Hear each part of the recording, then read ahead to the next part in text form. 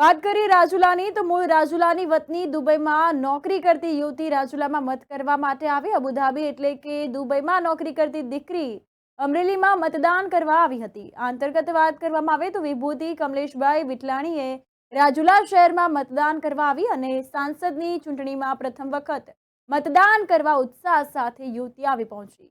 યુવતી ખાનગી કંપનીમાં જોબ કરે છે. મતદાન આપણો નૈતિક અધિકાર છે. આ અંતર્ગત તેઓએ લોકોને પણ મત આપવા માટે અપીલ કરી છે. મારું નામ વિભૂતિ છે. હું હાલ તો રાજુલાની રહેવાસી છું, પણ અત્યારે હું દુબઈ આબુધાબીમાં જોબ કરી રહી છું.